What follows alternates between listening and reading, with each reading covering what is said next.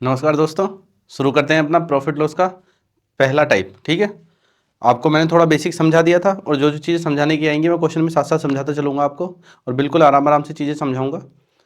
ये आपका जो नियरेस्ट एग्ज़ाम है SSC GD, UP police, Delhi police और आगे अगर आप एसएससी सीजीएल का भी एग्ज़ाम देना चाहेंगे सितंबर में, वहाँ तक भी काम आएगी ये वीडियो। तो मिस ना करें बिल्कुल भी और अपने छोटे छोटे टारगेट ना बनाकर अपना एक अच्छा सा टारगेट बनाएं और उस अच्छे से टारगेट में छोटे छोटे टारगेट सारे कवर हो जाते हैं। आप बिल्कुल अच्छे से ध्यान रखें। बच्चों को मैं बहुत ज़्यादा भटकाव की स्थिति में देखता हूँ। अभी दिल्ली पुलिस का पेपर दिया, आप जीडी की तैयारी में लग गए हैं। जीडी का पेपर दिया, फिर किसी और कोचिंग में लग जाएंगे। अरे कोचिंग सबकी एक जैसी ही होती है। अगर आप सिलेबस वाइज कोचिंग खरीदेंगे ना तो आप अपना पैसा ही खराब करेंगे और अपना समय खराब करेंगे। आप एक अच्छे से एग्जाम की तैयारी करें। एसएससी सीजीएल लेवल तक का आप अर्थमेटिक पढ़ें तो आपके जनरल कंपटीशन के सारे पेपर उसमें कवर हो जाएंगे। आपको और कुछ पढ़ने की जरूरत नहीं पड़ेगी। जो बैंकिंग की तैयारी कर रहे हैं उनके लिए भी मैं बताऊं अर्थमेटिक आता ही आता है। अर्थमेटिक के लिए भी आपको ये अर्थमेटिक जरूर करना चाहिए। देखते हैं, हम टाइप 1 से शुरू करते हैं अपना पहला क्वेश्चन आज देखो कह रहा है, इस shopkeeper sell a commodity at ₹1470 and earns 16.66% profit. Find the cost price of that commodity. कह रहा है एक दुकानदार एक वस्तु को 1470 रुपये में बेचता है और 16.66% लाभ अर्जित करता है। उस वस्तु का लागत मूल्य क्या है? आपको बताया था कि जो सीपी होगा क्रय मूल्य, उस पर प्रॉफिट होगा और उसके बाद आएगा हमारे पास सेलिंग प्राइस।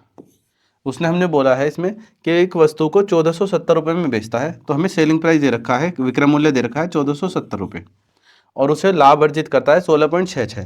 16.66 लिखें या फिर 16 से ही 2/3 लिखें, एक ही बात है। और इन दोनों को ना लिखकर आपको फ्रैक्शन वैल्यू पता होनी चाहिए कि इसकी वैल्यू 1/6 होती है। अब जिन बच्चों को इसकी 1/6 वैल्यू पता है वो इसे आराम से ओरल कर पाएंगे और हो सकता है उन्होंने पहले देखते ही कर लिया हो। आप देखें 1/6 है तो हम क्या मानेंगे, कॉस्ट प्राइस 6 है तो कॉस्ट प्राइस 6 होगा तो 1 इसका प्रॉफिट होगा। तो जो इसका एसपी होगा सेलिंग प्राइस वो 7 होगा। 6 में 1 जोड़ दिया 7 बन गया। फिर 6 रुपये क्रय मूल्य, 1 रुपये लाभ तो 7 रुपये विक्रय मूल्य। ये 7 रुपये को हमें दे रखा है विक्रय मूल्य 1470 रुपये। तो 7 को कह रहा है 1470। आप 7 से कटिंग करेंगे इसकी, 1 के बराबर निकालेंगे, 7 दूनी 14 और 7 एकम 7, 1 के बराबर आ गया 210। आपको बताना है 6 के बराबर क्या होगा, तो 6 के बराबर कितना होगा, 6 की गुणा कर दीजिए आप इसमें, ये हो गया 1260 रुपये। तो यही हमारा आंसर है 1260। बिल्कुल सिंपल क्वेश्चन है। आगे देखते हैं। ये कह रहा है when an object is sold eight ₹770 the loss is 12.5%। Find the cost price of this object. देखो क्वेश्चन है तो ये बहुत आसानी है, ओरल के लिए ही है। 12.5% लॉस कह रहा है तो 1/8 होता है इसकी वैल्यू, तो 8 की वस्तु 1 का लॉस होगा 7 में जाएगी। 7 को 770 कह रहा है, 8 को 880, बस इतना ही करना है इसमें 880। मैं लिखकर समझा देता हूँ आपको। करे जब एक वस्तु 770 में बेची जाती है तो देखो सीपी, उसके बाद हमारे पास प्रॉफिट या फिर लॉस और उसके बाद एसपी। जो प्रॉफिट या लॉस होगा वो हमेशा कॉस्ट प्राइस पे क्रय मूल्य पर ही होगा। उसने कहा है जब एक वस्तु को 770 में बेचा जाता है तो हमने सेलिंग प्राइस लिख दिया 770। तो 12.5% की हानि होती है। 12.5% का मतलब होता है हमारे पास 1/8। तो फ्रैक्शन वैल्यू आपको पता है तो बहुत आसानी से हो जाएंगे क्वेश्चन। तो 1/8 का मतलब 8 रुपये की वस्तु है, 1 का लॉस हुआ है, हानि हुई है ना, तो 1 का लॉस हुआ है तो कितने में बेचेंगे हम, 7 में। ये 7 को कह रहा है 770, यानी कि 7 यूनिट की वैल्यू है 770। 1 के बराबर होगा 110। आपको बताना है 8 के बराबर कितना होगा, तो 8 के बराबर कितना होगा 880। ये हमारा आंसर आ गया, सी ऑप्शन। थर्ड क्वेश्चन देखते हैं हम। ये कह रहा है the owner of a cell phone shop charges his customer 23% more than cost price. यानी कि जो कॉस्ट प्राइस होगा, जो क्रय मूल्य है, उससे 23% ज़्यादा चार्ज करेगा। इफ़ ए कस्टमर पेड 7,011 रुपये for a cell phone then what was the cost price of the cell phone. तो हमें बताना है कि कॉस्ट प्राइस क्या होगा सेल फोन का। आप देखिए उसने कहा है एक सेल फोन की कीमत दुकानदार का मालिक अपने ग्राहक को क्रय मूल्य से 23% अधिक कीमत देता है। यदि ग्राहक ने एक सेल फोन के लिए 7,011 रुपये का भुगतान किया तो सेल फोन का लागत मूल्य क्या है। अब देखो 23% अधिक दे रहा है, हमने माना 100 रुपये की वस्तु है, 23% अधिक भुगतान करने के लिए बात कर रहा है वो, तो इसका 23% जोड़ देंगे तो कितने भुगतान करेगा, 123 रुपये। देखो 23% की जो फ्रैक्शन वैल्यू होती है वो 23/100 होती है। जैसे 12.5% की वैल्यू 1/8 कर दी थी, तो इसको 23/100 लिखना पड़ेगा। तो इसी वजह से मैंने पहले ही 100 मान लिया है और इसको मैं डायरेक्ट ही 23 लिख देता हूँ। 23% नहीं लिख रहे, 23 लिख देते हैं। 123 रुपये इसका विक्रय मूल्य बन गया। उस यानी कि अगर हमारे पास कोई वस्तु, कोई सेलफोन 100 रुपये का होगा तो उसे 23% ज़्यादा भुगतान करना पड़ेगा। तो कितना करना पड़ेगा? 123 रुपये। उसने बोला है यदि एक ग्राहक ने सेलफोन के लिए 7011 का भुगतान किया है, यानी कि 123 के बराबर है हमारा 7011 रुपये। एक के बराबर हम निकालेंगे, 1 यूनिट के बराबर, तो हमें 100 के बराबर निकालना है फिर बाद में। ठीक है, कटिंग करते हैं। देखो 123 से आप इसकी कटिंग करेंगे तो 12 पंजे 60, 12 सिंह 72, 6 बार जाने से ज़्यादा हो जाएगा, 5 बार जाएगा। तो 123 पंजे करना पड़ेगा आपको। 23 पंजे 115 होते हैं, 5 एकम 5, तो ये 615 हो जाएगा। 615 हुआ आपका, माइनस करेंगे तो ये बनेगा 861। 861 को देखिए, 23 सत्ते 161 होता है, 7 एकम 7, तो ये कट गया 7 बार। तो ये कटिंग हो गई, एक के बराबर आ गया 57। एक के बराबर 57, तो 100 के बराबर कितना होगा? 5700। यही हमारा आंसर है। फोर्थ क्वेश्चन देखते हैं। A man calculate his profit as 25% on his selling price, what is his actual price percentage. एक दुकानदार जो है, आदमी जो है, अपने लाभ की गणना विक्रय मूल्य पर के 25% के रूप में करता है। उसका वास्तविक लाभ प्रतिशत क्या है? देखो 25% कर रहा है, 25% का मतलब होता है 1/4। ठीक है, अब 4 रुपये की वस्तु है और 1 का लाभ होना चाहिए। ठीक है, हम क्या मानते थे? जो फ्रैक्शन में दे रखी होती थी उसे नीचे क्रय मूल्य मान लेते थे। जैसे 1/8 था पहले, तो 8 रुपये क्रय मूल्य माना, 1 का लॉसों के साथ कर दिया था। लेकिन इसने बोला है कि जो लाभ की गणना है, जो लाभ वो कैलकुलेट कर रहा है, वो विक्रय मूल्य पर कर रहा है। तो अब की बार नीचे वाले को आप मानेंगे सेलिंग प्राइस। तो आप देखें, सेलिंग प्राइस, प्रॉफिट और सीपी। ठीक है, तो आप देखें सेलिंग प्राइस हमने माना 4 रुपये, 4 रुपये की वस्तु है, 1 रुपये का प्रॉफिट है। अब देखो 4 रुपये की वस्तु आप बेच रहे हैं और 1 रुपये का प्रॉफिट हो रहा है। 1 रुपये का प्रॉफिट हो रहा है तो 3 रुपये में खरीदी होगी। आप एक माइनस करेंगे इसमें से, अगर एक जोड़ दिया, और ये 5 रुपये लिख दिया, तो आप खुद देखें कि 5 रुपये की वस्तु है, 1 का लाभ है, तो 4 में जाएगी नहीं, ये तो लॉस हो गया। तो हमें प्रॉफिट के लिए बोला था, तो हमने देखा कि 25% की वैल्यू होती है 1/4। वो विक्रय मूल्य पर गणना कर रहा है, तो हमने 1/4, 4 माना इसका विक्रय मूल्य, और 1 रुपये का लॉस, 1 रुपये का प्रॉफिट है, तो वस्तु उसने खरीदी होगी 3 रुपये में। तो 1 का प्रॉफिट है 3 पर, तो हमें परसेंटेज बताना है कितना है। तो 1 का प्रॉफिट है 3 पर, ये कितना परसेंट है? तो 1/3 होता है 33, सही 1/3, ये 33.33। देखते हैं फिफ्थ क्वेश्चन। ये कह रहा है a man calculate his losses at 16.66। अब केवल लॉस की बात की है। देखो आपको ये चीज़ ध्यान ही रखनी है, कॉस्ट प्राइस, प्रॉफिट या लॉस, और ये एसपी, ये चार्ट है, इसके आगे डिस्काउंट और मार्केट प्राइस होता है। फिलहाल हम इसी पे देख रहे हैं, इन तीनों चीज़ों पे ही बेस्ड है सवाल। ये कह रहा है a man calculate his loss as 16.66 on selling price, what is his actual loss percent. देखो 16.6 की वैल्यू मैं लिखवा चुका हूँ, 1/6 होती है। आप मेरी परसेंटेज की क्लास जरूर देखें, उसमें मैंने सारी चीज़ें समझाई हैं आपको। उसने बोला है एक आदमी अपने नुकसान की गणना बिक्री मूल्य के 1/6 के रूप में व्यक्त करता है। तो हम बिक्री मूल्य मानेंगे 6 रुपये, लॉस की गणना जो है बिक्री मूल्य का 1 रुपये है। अब आप देखो 6 की कोई वस्तु बेची आपने, 1 का नुकसान था, तो खरीदी तो ज़्यादा होगी साथ में, तभी तो नुकसान होगा। अगर कम में खरीदेंगे तो फायदा हो जाएगा। उसने नुकसान की बात की है, तो उसने कहा है उसका वास्तविक हानि प्रतिशत क्या है। तो जो उसका एक्चुअल लॉस है वो 1 है, वो 7 पे निकालना है। वो कितना परसेंट है, यही हमसे कैलकुलेट करा रहा है वो। तो ये 14:2/7% आ जाएगा हमारे पास। सिक्स्थ क्वेश्चन देखते हैं बच्चों। कह रहा है there would be a 10% loss if rice is sold at 54 rupees per kg to earn a profit 20%, the price of the rice per kg will be. यदि चावल 54 रुपये प्रति किलोग्राम की दर से बेचा जाए तो 10% हानि होती है। 20% के लाभ के लिए प्रति किलोग्राम चावल की कीमत क्या होगी। देखो आपको लिखना केवल इसमें एक ही लाइन है, मैं आपको समझा रहा हूँ, उसके बाद मैं बता दूंगा आपको डायरेक्ट कौन सी लाइन लिखनी है। आप देखें, इसने बोला है कि यदि चावल का मूल्य, चावल 54 रुपये प्रति किलोग्राम में बेचा जाए, यानी कि आपकी बार सेलिंग प्राइस की बात की है, तो पहले लिखते हैं, देखो सीपी, प्रॉफिट या लॉस, और एसपी। उसने बोला है कि 54 रुपये प्रति किलोग्राम की दर से बेचा जाए तो 10% हानि होती है, तो यहाँ 10% हानि है। 20% लाभ कमाने के लिए उसे कितने में कीमत क्या होगी, 20% लाभ कमाना है तो कीमत क्या होगी, ये पूछा है। देखो सबसे पहले आप देखें 10% की वैल्यू होती है 1/10। तो अगर हमारे पास कोई वस्तु 10 की है हम 1 रुपये का नुकसान लेकर उसे बेच रहे हैं तो वो 9 रुपये में जाएगी। उसने कहा है 54 रुपये में गई है, तो आप देखें 9 को कह रहा है वो 54, 1 को कितना बोलेगा, वो बोलेगा 60, 6 बोलेगा 9 छिक्का 54। आपको 10 के बराबर बताना है, क्योंकि यहाँ हमने सीपी कितना माना हुआ है 10 रुपये, तो आपको यहाँ 10 के बराबर बताना है। 10 के बराबर कितना होगा 60 रुपये।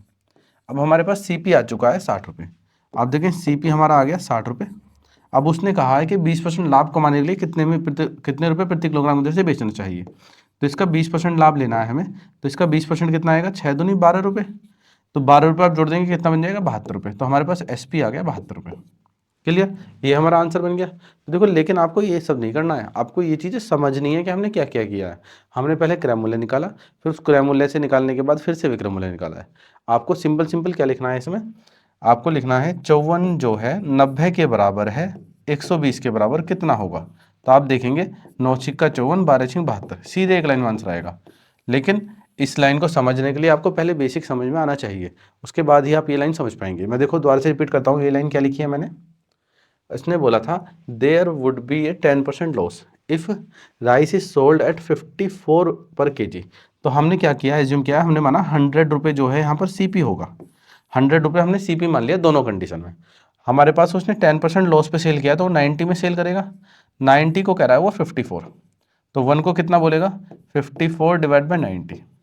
ठीक है, अगर मैं 100 के बराबर निकालता हूँ तो मेरा कॉस्ट प्राइस आ जाएगा डायरेक्ट, क्योंकि मैंने कॉस्ट प्राइस 100 माना हुआ है यहाँ पर। To earn a profit 20%, the price of rice will be, the price of rice kg will be, यानी कि पर केजी बताना है प्राइस भी हमें कितना होगा। तो 20% प्रॉफिट लेना है। देखो 1 के इक्वल है, हमें 100 के इक्वल निकालना नहीं है, हमें 120 के इक्वल निकालना है, क्योंकि 20% प्रॉफिट है।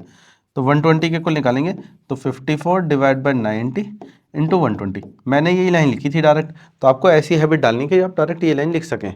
ये लेंदी हो जाएगा, ये लाइन, ये क्वेश्चन आसान है इस तरीके से। तो आप 0 से 0 काटेंगे, 9 से काटेंगे 6 बार, 6 दूनी 12, सीधे आंसर आ जाएगा आपका 72।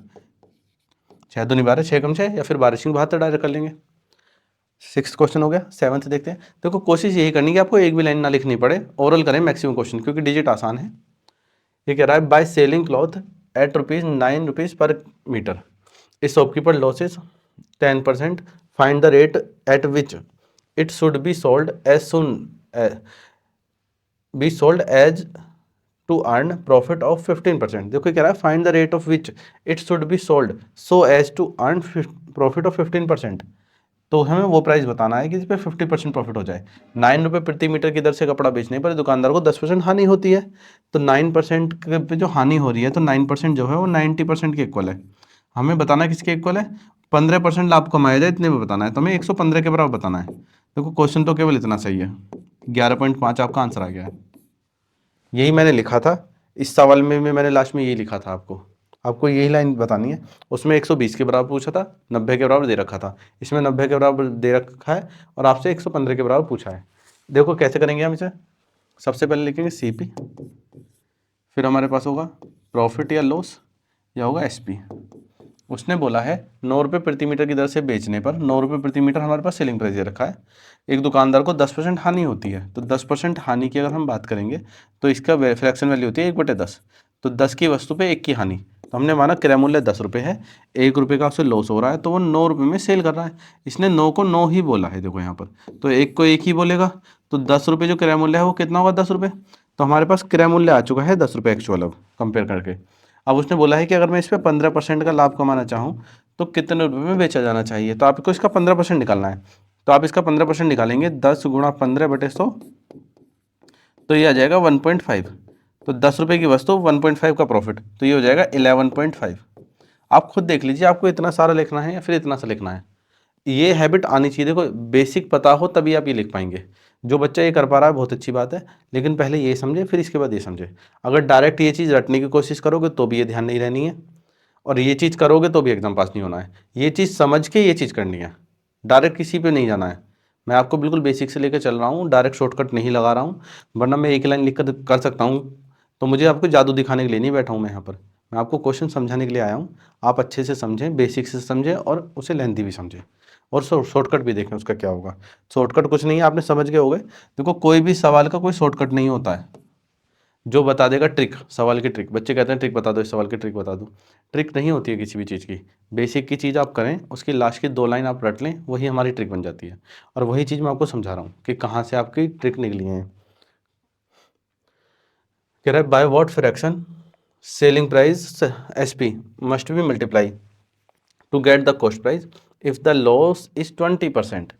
ये कह रहा है लागत मूल्य सीपी प्राप्त करने के लिए विक्रय मूल्य को किस भिन्न से गुणा की जानी चाहिए यदि हानि 20% है। देखो हानि 20% है, आप देखो सीपी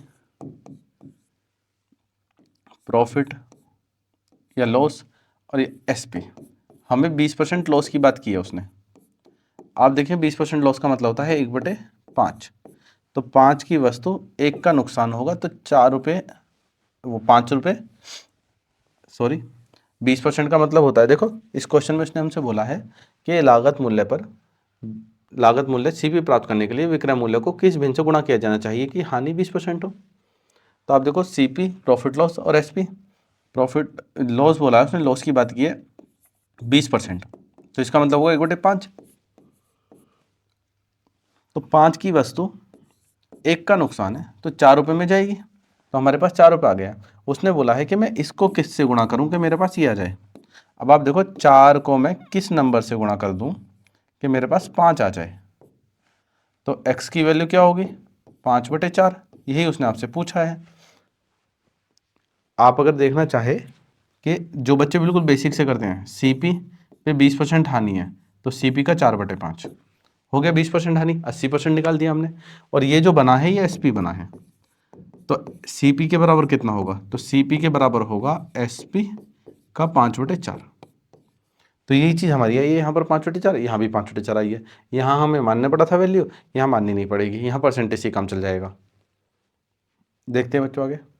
9th क्वेश्चन में कह रहा है if 10% loss is made on selling price then the rate of loss on the cost price will be. यदि विक्रय मूल्य पर 10% हानि होती है तो क्रय मूल्य पर हानि की दर क्या होगी। आपको वही क्वेश्चन रिपीट हुआ दोबारा से, सीपी प्रॉफिट या लॉस और एसपी। उसने बोला है कि विक्रय मूल्य पर अगर 10% हानि होती है तो 10% जो हानि है, 10% जो लॉस है वो विक्रय मूल्य पर है, सेलिंग प्राइस पर। तो इसका मतलब 1/10 जो 10 रुपये आएगा वो सेलिंग प्राइस आएगा, तो 10 रुपये हमारा आया सेलिंग प्राइस। ठीक, तो 1 रुपये का लॉस था तो वस्तु हमने 11 की खरीदी होगी। 10 रुपये की वस्तु हमने बेची है, 1 रुपये की हानि है तो 11 में खरीदी होगी, महंगी खरीदी होगी तभी तो हानि है। तो एक्चुअल में लॉस कितना है, तो 1 रुपये का लॉस आ रहा है, किस पर आ रहा है आपकी बात, क्रय मूल्य पर 11 रुपये पर। वो कितना परसेंट है, तो 1/11 का मतलब कितना होगा 9:1/11%। यही आपसे पूछ रहा है, 11:1/9 मत लगा देना, कभी एक माइनस कर दो। ये कह रहा है if the profit on selling price, if the profit on selling on article of 425 is the same as the loss on selling it for ₹355 then cost of the article is. यदि किसी वस्तु को 425 में बेचने पर लाभ 355 में बेचने पर हानि के समान है तो वस्तु की लागत क्या है। आप देखो लाभ हानि के बराबर है, इस क्वेश्चन में आपको करना केवल इतना ही है कि दोनों जो दे रखे हैं विक्रय मूल्य, इन दोनों को जोड़ना है और 2 से भाग कर देना है। आप जोड़ेंगे यहाँ पर 55 25 80 हो जाएगा और ये 780, 780/2 आप करेंगे तो ये बन जाएगा 390 रुपये। ठीक है, ये हमारा आंसर बन जाएगा। लेकिन हमने ये करा क्या है, उसने हमसे बोला था कि यदि किसी वस्तु को 425 में बेचने पर लाभ हो रहा है, वो लाभ 355 में बेचने पर हानि के समान है, तो लागत क्या है। आप देखें जो सीपी होता है और एक एसपी होता है, इन दोनों के बीच में कहानी होती है प्रॉफिट की या फिर लॉस की। अगर मुझे प्रॉफिट हो रहा है तो मेरा एसपी बड़ा होगा, प्रॉफिट है अगर, अगर हमारे पास जो कंडीशन है वो प्रॉफिट की है, इफ प्रॉफिट, अगर प्रॉफिट है तो SP is greater than CP, SP बड़ा होगा सीपी से। अगर लॉस की कंडीशन है, ये मैंने आपको पिछली क्लास में भी लिखवाया हुआ है, लॉस की कंडीशन है तो सीपी बड़ा होगा एसपी से। उसने बोला है कि हमारा जो प्रॉफिट है वो लॉस के बराबर है, तो देखो प्रॉफिट होगा तो वो होगा हमारा एसपी माइनस सीपी, तो एसपी है 425 माइनस सीपी, हमने सीपी लिख दिया। ये बराबर है हमारे पास किसके, ये प्रॉफिट बराबर है लॉस के। लॉस होगा तो सीपी में से घटाया जाएगा, क्रय मूल्य में से, सीपी माइनस एसपी, 400, 355 कितना है हमारे पास, 355 ये रहा। ठीक, अब देखिए एसपी बड़ा था तो प्रॉफिट है, सीपी बड़ा है तो लॉस है। तो हमारे पास ये प्रॉफिट आ रहा है, ये लॉस आ रहा है, दोनों बराबर रख दिए। तो ये बन गया हमारे पास 2CP बराबर, ये जुड़ जाएगा इधर आके, ये बन गया 780। तो आप देखें 2 से कटिंग करेंगे 390, यही तो कंडीशन लिखी थी मैंने। तो जब भी आपको ऐसा सवाल मिले कि जो लाभ है वो, लाभ जो है वो हानि के बराबर है, तो हम दोनों को विक्रय मूल्य को जोड़ेंगे और आधा कर देंगे, सीधा आंसर आ जाएगा हमारा। यही हमने किया 390। आगे देखते हैं, कह रहे Ramesh sold a book at a loss of 30%। If he had sold it for rupees 140 more, he would have made a profit of 40%. The cost price of the book is। Ramesh ने एक किताब 30% हानि पर बेची है, यदि उसने इसे 140 रुपये अधिक में बेचा होता तो उसे 40% लाभ होता। किताब का लागत मूल्य क्या है। आप देखो कि रमेश ने किताब को प्रॉफिट पर बेचा है 30%। आप देखें जो क्रय मूल्य होता है वो नो प्रॉफिट नो लॉस की सिचुएशन होती है, यानी क्रय मूल्य पर अगर आप किसी वस्तु को बेचेंगे तो ना लाभ होगा ना हानि होगा। क्रय मूल्य से कम पर बेचेंगे तो हानि हो जाएगा, क्रय मूल्य से ज़्यादा पर बेचेंगे तो वो प्रॉफिट हो जाएगा। तो क्रय मूल्य जो है वो हमारा, आपने सुना हो ब्रेक इवन पॉइंट BEP होता है अकाउंट में, तो वो बैलेंस करता है जिस पे नो प्रॉफिट नो लॉस की कंडीशन होती है। इकोनॉमिक्स में इक्विलिब्रियम पॉइंट बोल देते हैं उसे हम। आप देखें कि हमने माना कि जो सीपी है वो नो प्रॉफिट नो लॉस की सिचुएशन है, इससे आप कम पे जाओगे तो लॉस, इससे आप ज़्यादा पे जाओगे तो प्रॉफिट। ठीक, अब उसने बोला था कि रमेश ने एक किताब 30% हानि पर बेची है। देखो यहाँ से 30% माइनस चले गए आप, क्योंकि कम पे गए हैं, 30% लॉस पे चले गए। यदि उसने इसे 140 रुपये ज़्यादा में बेचा तो, यानी कि यहाँ जो सेलिंग प्राइस था उससे 140 रुपये ज़्यादा में बेचता, उससे 140 रुपये ज़्यादा में बेचता तो उसे 40% का लाभ होता, तो उसे 40% का लाभ हो रहा है यहाँ पर, 40% का लाभ। आप देखें 30% कम पर बेच रहे हैं, तो ये जो 30% का गैप है, ये 30% इसमें से माइनस होगा तब एसपी आएगा। ये 30% एसपी नहीं है, इसमें से माइनस करने के बाद, 30% माइनस करने के बाद एसपी आना है। ऐसे ही यहाँ पर मैं अगर 140 रुपये ज़्यादा कर रहा हूँ तो मुझे 40% प्रॉफिट हो रहा है, तो ये वैल्यू 40% नहीं है, ये वैल्यू सीपी से 40% ज़्यादा है, यानी कि क्रय मूल्य से यहाँ तक का गैप 40% है, क्रय मूल्य से यहाँ तक का गैप हमारा 30% है। तो आप देखिए ये दोनों मूल्य जो होंगे, ये दोनों सेलिंग प्राइस जो होंगे, इनके बीच का गैप जो होगा वो 30% और 40%, 70% होना चाहिए। उसने कितना दे रखा है, 140। इस चीज़ को बहुत अच्छे से समझ लेना, क्योंकि इसमें टाइप क्वेश्चन कई टाइप के बनते हैं और आप इसी डायग्राम के अनुसार आराम से कर देंगे इसे। तो आप देखें 40% और ये 30%, तो इन दोनों का गैप जो है वो 70% का है, जबकि हमारे पास प्राइस में गैप कितना आया, 40%, 140 रुपये का। तो 70% बराबर है 140। जो 100% होता है वो हमारा क्रय मूल्य होता है, क्योंकि 100% क्रय मूल्य है, 40% ज़्यादा में बेचोगे तो प्रॉफिट, 30% लॉस में बेचोगे तो हमारा नया एसपी। आप देखेंगे 70 के बराबर 140 है, तो 100 के बराबर बताना है कितना होगा, तो 1 के बराबर हुआ 2, 100 के बराबर कितना हुआ 200, तो ये हमारा आंसर आ गया 200 रुपये।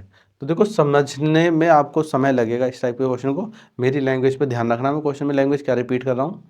आपको क्वेश्चन करना तो केवल इतना सा था हमें कि 30% हानि 40% लाभ, तो जोड़ दिया हमने 30 और 40, 70, 70 के बराबर दे रखा है 140, दुगना कह रहा है तो 100 के बराबर 200, बस इतना ही लिखना था हमें सवाल में, इतना ही करना था। लेकिन आपको समझाने के लिए मैंने इसे किया है। आपको ध्यान रखना कि क्रय मूल्य जो होता है वो नो प्रॉफिट नो लॉस की सिचुएशन है, कम पर जाएगा तो हमारा लॉस, ज़्यादा पर जाएगा तो हानि।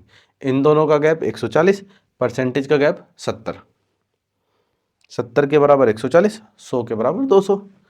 ये कह रहा है एक व्यापारी ने एक साइकिल 10% हानि पर बेची है, यदि विक्रय मूल्य 200 रुपये बढ़ा दिया जाए तो 6% का लाभ होगा। तो सेम सिचुएशन है कि 16% के बराबर है, ये 16 का सवा गुना है, तो देखो सवा ये रहा 1250, करना तो इतना चाहिए। आप देखें a trader sold a cycle at a loss of 10% if the selling price had been increase by ₹200, there would have been a gain of 6%। The cost price of the cycle is. देखो जो cost price है वो no profit no loss की situation है, ये ध्यान रखना है आपको। अगर आप इसे कम पर बेचते हैं, आपने लॉस हुआ तो ये एसपी आ गया ना, एक कितना लॉस हुआ है, यहाँ से यहाँ तक का गैप है 10%। अब उसने क्या किया है, उसने इसे यहाँ से 200 रुपये ज़्यादा में बेचा है, जितने में बेच रहा था यहाँ से 200 रुपये ज़्यादा में बेचा है, 200 रुपये ज़्यादा में बेचा है, तो there would have been a gain 6%। तो यहाँ पर जो एस पी आया है सेलिंग प्राइस, तो यहाँ तक पहुँचने में उसे 6% का प्रॉफिट हो गया है। तो हम क्रय मूल्य से ही कंपेयर कर रहे हैं, ये 10% लॉस था, ये 6% प्रॉफिट था, तो दोनों का गैप जो आया वो 16% आ गया। 16% को हमसे कह रहा है वो 200 रुपये कह रहा है। तो आप देखें एक को कितना बोलेगा, 200/16, हमें बताना है 100 के बराबर कितना होगा, तो 100% के बराबर जो कि क्रय मूल्य है। जब भी हम परसेंटेज की बात करेंगे तो कंप्लीट नंबर बनाने के लिए उसे 100 ही बनाएंगे, क्योंकि 100% अपने आप में कंप्लीट होता है नंबर। तो 100 के बराबर होगा 200/16 गुणा 100।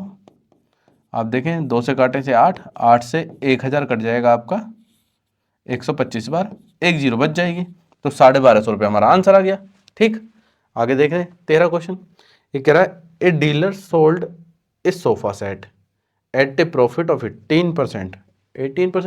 Had he sold it for 540 less, अगर उसे 540 रुपये कम में सेल करता है, इट वुड हैव गेन 12%।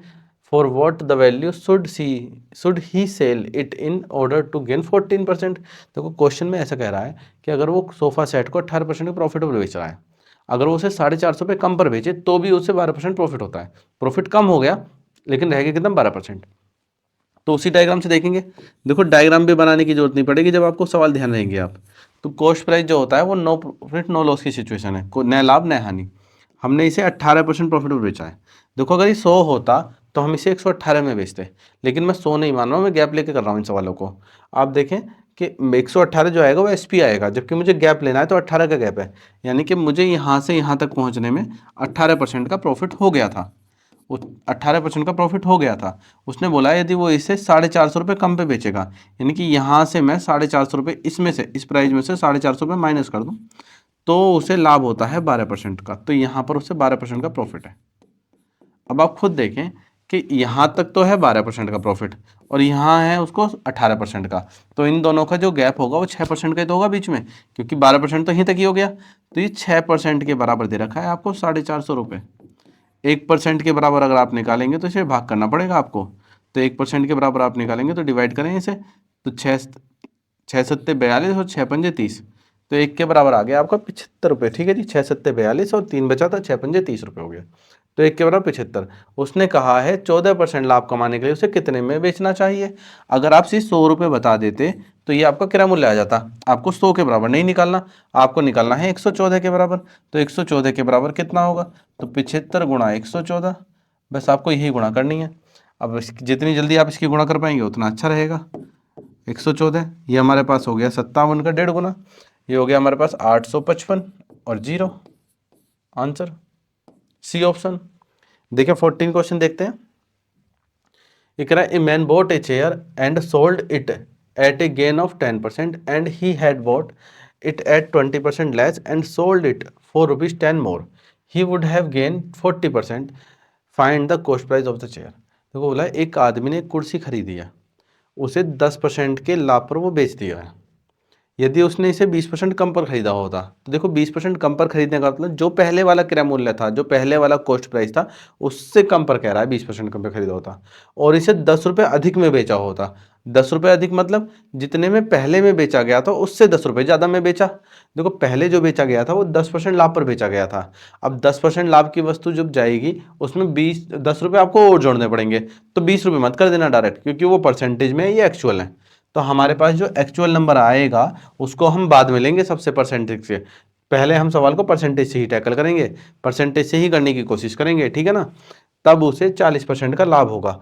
कुर्सी का क्रय मूल्य ज्ञात कीजिए। आप देखें कॉस्ट प्राइस, प्रॉफिट या लॉस और सेलिंग प्राइस। उसने बोला है कि 10% लाभ पर बेच दिया है, तो हमने माना कॉस्ट प्राइस 100 रुपये है, 10% लाभ मतलब 10 रुपये पे बेचा है, तो बेचा कितने में, 110 रुपये।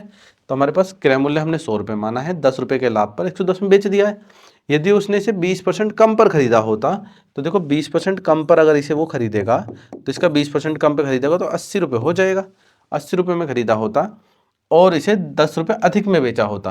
देखो 10 रुपये अधिक करने हैं उसे यहाँ से, अब यहाँ से मैं 10 रुपये अधिक कर दूंगा तो ये गलत हो जाएगा, 120 हो जाएगा, गलत हो जाएगा। आपको क्या करना है, इस 10 रुपये की वैल्यू को अलग रखना है थोड़ी देर के लिए। आपको ये सवाल पूरा 10 रुपये को छोड़कर पढ़ना है, हमने देखा एक कुर्सी खरीदी 10% लाभ पर बेच दी, 100 रुपये की वस्तु मानी हमने अपनी तरफ से, 10% लाभ पर 110 रुपये में बेच दी। बेचने के बाद उसने इसे 20% कम पर खरीदा, 20% कम पर खरीदा, 80 रुपये में खरीद लिया। उसके बाद उसने बोला है तब उसे, इस लाइन को मैं स्किप कर रहा हूँ, तब उसे 40% का लाभ होगा। देखो 40% का जो लाभ होगा, तो 40% का लाभ होगा, वो लाभ होगा क्रय मूल्य पर ही। तो अब वाला जो क्रय मूल्य है हम उसी पे कैलकुलेट करेंगे इसे। तो 40% लाभ हुआ है तो 80 का 40% आप निकालेंगे तो 32 रुपये का लाभ हुआ है।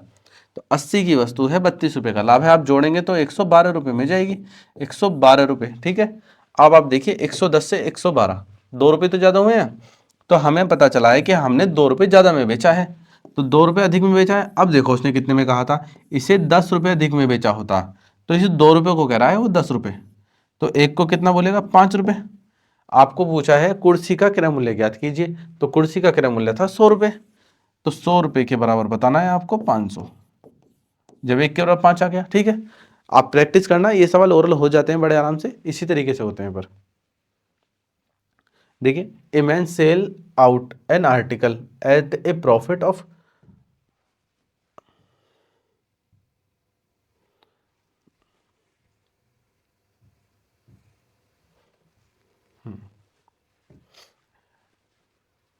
at a profit of 25%, had he bought it at a 25% less and sold it for rupees 25 less, he would have still gained 25%. Find the cost price. Same सवाल है, बस जो ये जो 25 रुपीज़ है एक्चुअल नंबर, उसको हम बाद में लेंगे। बस एक आदमी ने एक वस्तु को 25% लाभ पर बेचता है, यदि उसने इसे 25% कम पर खरीदा होता और उसे 25% का लाभ हुआ होता, तो लागत मूल्य क्या है। अब आप देखिए, अगर इस सवाल में आप परसेंटेज 100 रुपये मान के करेंगे तो आपका डेसिमल आ जाएगा। देखो बताता हूँ 100 रुपये में डेसिमल क्यों आएगा। आप देखें कि हमने माना वस्तु प्राइस 100 रुपये है, 25% लाभ पर बेचेंगे तो 125 में चली जाएगी। उसने इसे 25% कम पे खरीदा होता तो उसने 75 पे खरीदा होता। इसको हमने छोड़ दिया लाइन को थोड़ी देर के लिए, उसे फिर 25% का लाभ होता, तो देखो इसका 25% निकालना पड़ेगा हमें। तो 75 का 25% या तो आपको डायरेक्ट ध्यान आ जाए, क्योंकि 1/4 करना पड़ेगा, तो 18.75 बनेगा। आप 18.75 जोड़ोगे तो 93.75 में वस्तु जाएगी। लेकिन ये एकदम से ध्यान नहीं आने वाला है, तो आपको ध्यान रखना है क्वेश्चन करते करते कि हमारे पास अगर क्वेश्चन में परसेंटेज ऐसी दे रखी है जिनसे फ्रैक्शन बन सके तो हम उससे बचेंगे। जैसे ये पहले वाला सवाल था 10%, 20%, 40%, इतनी आसान परसेंटेज आप 100 रुपये मानेंगे तो भी कैलकुलेटर बड़े आराम से हो जाएगा। लेकिन आप जब इसमें देखेंगे 25%, 25% और 25%, तो 25% होले 1/4 है, तो 1/4, 1/4 का मतलब देखो किसी वस्तु का हमें 1/4 करना है, फिर उसका दोबारा से 1/4 करना है, तो आप उसका मिनिमम 1/4 करना है, फिर 1/4 करना है, तो आपको उसको मिनिमम प्राइस जो है 16 रुपये मानना पड़ेगा, जिससे आप आराम से कैलकुलेट कर सकें। 100 रुपये पे भी हो जाएगा, ऐसा नहीं होगा, मैं आपको 100 रुपये भी बता दूंगा, लेकिन आप इसका 16 रुपये मानेंगे प्राइस तो ये आसान हो जाएगा। 16 रुपये हमें कैसे पता चलेगा, क्योंकि 25% तो कम करना है, फिर 25% कम करने के बाद फिर से 25% निकालना है, तो एक ऐसी वैल्यू निकालनी है जिसका हम 1/4 कर सकें 2 बार। तो 4 1/4 हम 2 बार कर सकते हैं 16 नंबर का, क्योंकि 16 ही 4 से 2 बार भाग होता है। तो हमने माना अपनी तरफ से CP जो है वो 16 रुपये है।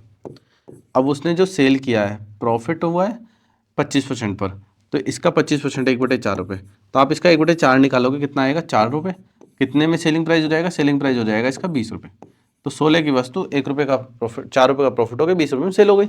अब इसने पूछा है यदि उसने इसे 25% कम पे खरीदा होता, इसका 25% कम करना है, तो इसका 1/4 कितना होगा, 12 रुपये, यानी कि उसने 12 रुपये में खरीदा होता। अब इस लाइन को थोड़ी देर के लिए स्किप कर देंगे, हम यहाँ से देखेंगे, उसे फिर भी 25% का लाभ होता, तो इसका 25% 1/4 का लाभ होता। तो आप देखो इसका 1/4 होगा कितना, 3 रुपये, 4 तिया 12, तो उसने बेचा इसे 15 रुपये में। पहले बेच रहा था वो 20 रुपये में, अब बेच रहा है वो 15 रुपये में, तो आप देखो कितने रुपये कम पे बेच रहा है, 5 रुपये। अब इसका एक्चुअल नंबर लेना है हमें, उसने इसे 25 रुपये कम पर बेचा होता, तो इस 5 के बराबर है 25 रुपये, तो 1 के बराबर आ गया हमारे पास 5 रुपये। ठीक है, अब 1 के बराबर 5 रुपये आ चुका है, तो 100 के बराबर नहीं निकालेंगे, हमने 100 नहीं माना है यहाँ पर, क्योंकि हमने 16 माना है, तो हम 16 के बराबर बताएंगे, तो 16 के बराबर कितना हो जाएगा, 80 रुपये, तो हमारा 80 आंसर आ जाएगा इसमें।